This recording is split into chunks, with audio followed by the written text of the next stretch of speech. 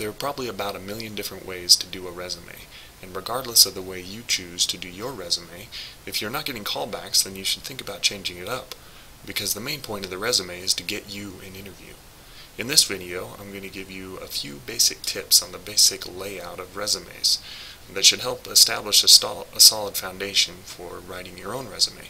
Keep in mind that at the Career and Student Employment Services Center, there are specialists who can review your resume with you and even help you get started. Now, taking a look here, the first thing that we have highlighted on this resume template is your contact information. Making sure that you put your first and last name and your address and city, along with a way for the recruiter to contact you, a phone number or an email address.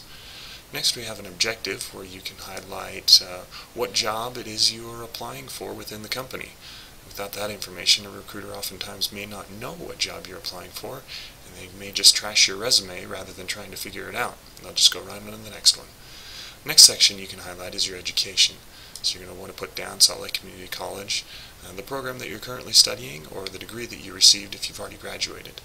And you want to put dates when you started and dates when you are expected to finish, or if you've already finished, then it's appropriate just to list the graduation date. Also, you can put down your GPA. Typically, if it's above 3.0, this is much more impressive than listing a GPA that's below 3.0. And then also any other education that you've received.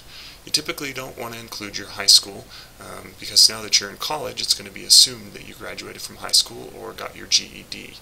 And if you put your high school when you put the date that you graduated, it becomes really easy for a recruiter to find out how old you are, since most people graduate when they're 17 or 18, and this leaves you wide open for age discrimination.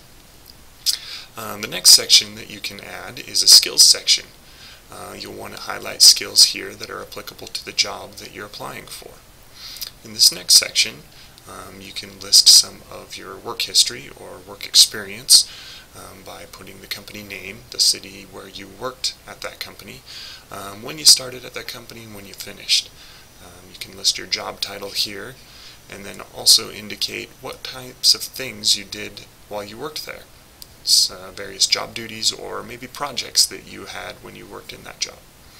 Also, you can include a section that highlights your accomplishments or awards that you've received or certifications that you have that you feel would be applicable to the job. Keeping in mind that all the things that you include on your resume should be customized specifically to that job that you are applying for.